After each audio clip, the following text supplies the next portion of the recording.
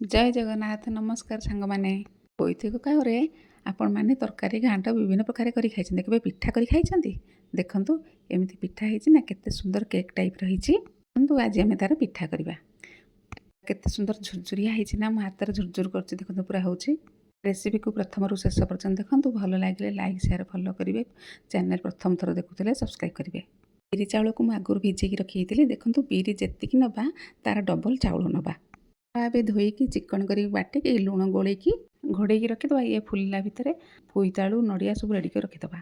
ବୋଇତିକ କାହାରକୁ ଆମେ ପ୍ରାୟ ଗୋଟା ଏମିତି ଧୋଇଦେବା।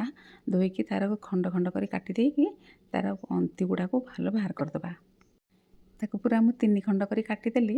ଖଣ୍ଡ ଖଣ୍ଡ ନ କାଟିଲେ କ'ଣ କି ସେ ହେବ ବି ନାହିଁ ଭଲସେ ଗ୍ରେଟ୍ କରି। ତାର ଉପର ଯେଉଁ ମୋଟା ଚୋପାଟା ବି ବାହାର କରିଦେବା। ଭିତର ଅନ୍ତି ଗୁଡ଼ା ବାହାର କରିଦେବା। ତାପରେ ତାକୁ ସବୁ ଗୋଟା ଗୋଟା ଧୋଇଦେବା। ପିଲାମାନେ ଏମିତି ବୋଇତାଳୁ ଖାଇବାକୁ ଭଲ ପାଉନାହାନ୍ତି କିନ୍ତୁ ପିଠା କରି ଖାଇଲେ ଦେଖିବ ଜାଣିପାରିବେନି ଏତେ ବଢ଼ିଆ ଖାଇବେ। ଭଲ ଭାବେ ଧୋଇକି ସଫା କରିକି ଆଣି ଆସିବା। ଗୋଟେ ଗ୍ରେଟର ସାହାଯ୍ୟରେ ଆମେ ଉପରୁ ତଳ ପର୍ଯ୍ୟନ୍ତ ଗ୍ରେଟ୍ କରିବା। ତଳୁ କଲେ ଏମିତି ଗୁଣ୍ଡ ହେଇଯିବ, ସବୁବେଳେ ଉପରୁ ତଳୁ କରିବା। ଦେଖନ୍ତୁ ଏଇଠି ମୁଁ କେମିତି କରୁଛି। ଆଗକୁ ରଜ ଆସୁଛି, ବିଭିନ୍ନ ପ୍ରକାର ପିଠା କଲେ ଭଲ ଲାଗିବ। ଦେଖନ୍ତୁ ଏଇ ଟାଇପ୍ର ପୁରା ସରୁ ସରୁ ଲମ୍ବା ଲମ୍ବା ହେବ। ଏମିତି ମୁଁ ସବୁ ଗୁଡ଼ା କରିଥିଲି, ଏତିକି ହେଲା।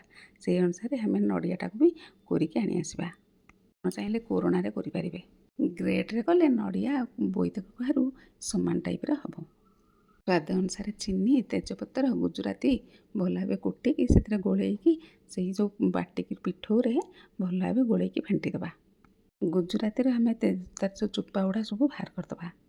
ମୁଁ ପ୍ରଥମ ଥର ପାଇଁ କରିଥିଲି, ଏତେ ବଢ଼ିଆ ହେଇଥିଲା ନା କୁହନ୍ତୁନି। ଜାଣିପାରିଲେନି ମୁଁ କେଉଁଥିରେ କରିଛି ବୋଲି।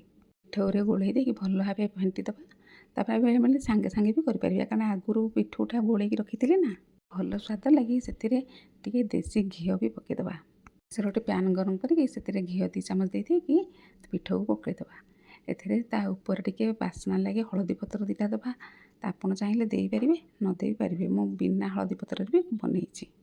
ପ୍ରଥମେ ହାଇରେ 5 ମିନିଟ୍ ରଖିଦେବା, ତାପରେ ସିମ୍ରେ 15 ମିନିଟ୍ ରଖିଦେବା। ଘୋଡ଼େଇକି ରଖିଥିବା। ଗୋଟେ ପଟ ହେଇଗଲେ ଆର ପଟ ଲଉଟାଇ ଦେବା। ଗ୍ୟାସ୍କୁ ସିମ୍ରେ 15 ମିନିଟ୍ ରଖିଦେଲି। ଦେଖନ୍ତୁ ଗୋଟେ ପିଠା ହେଇଗଲା। ଅବଶିଷ୍ଟ ପିଠଉ ଥିଲା, ପ୍ୟାନ୍ରେ ତେଲ ଘିଅ ଦେଇକି ପୁଣି ଆଉ ଥରେ ସେଇ ପିଠଉକୁ ଦେଇଦେବା। ଏଇଟା ମୁଁ ବିନା ହଳଦୀ ପତ୍ରରେ କରିଛି। ଆପଣ ଚାହିଁଲେ ଯେମିତି ବି କରିପାରିବେ। ଥରେ ବନେଇକି ଖାଆନ୍ତୁ ଓ ସମସ୍ତଙ୍କୁ କୁହନ୍ତୁ କିପରି ଲାଗିଲା ମୋତେ ନିଶ୍ଚୟ କମେଣ୍ଟ ସେକ୍ସନରେ ଜଣାଇବେ। ରଜ ଆଗକୁ ଆସୁଛି, ଖାଲି ଆଉ କ'ଣ ବିରି ଚାଉଳ ପିଠା କରିବା, ଏମିତି ସବୁ ପ୍ରକାର ପିଠା କଲେ ବି ଭଲ ଲାଗିବ। ଯେତେବେଳେ ଉପରୁ ଡ୍ରାଏ ହେଇକି ଚାରିପଟ ଛାଡ଼ି ଛାଡ଼ି ଆସିବ ନା, ସେତେବେଳେ ଗୋଟେ ଥାଳି ସାଇଜରେ ଆମେ ଏପଟକୁ ଓଲଟେଇ ଦେବା। ସେମିତିରେ ସୁବିଧା ହେବ। ଫାଷ୍ଟଟା ମୁଁ ଦେଖେଇ ନଥିଲି, ଏଇଟା ଦେଖାଉଛି। ଦେଖନ୍ତୁ କେତେ ବଢ଼ିଆ ହେଇଛି ନା।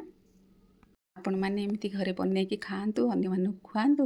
କିପରି ଲାଗିଲା ମୋତେ କମେଣ୍ଟ ସେକ୍ସନରେ ଜଣାନ୍ତୁ। ରହୁଛି, ମୁଁ ପୁଣି ନ୍ୟୁ ରେସିପି ଧରିକି ଆସିବି। ଜୟ ଜଗନ୍ନାଥ।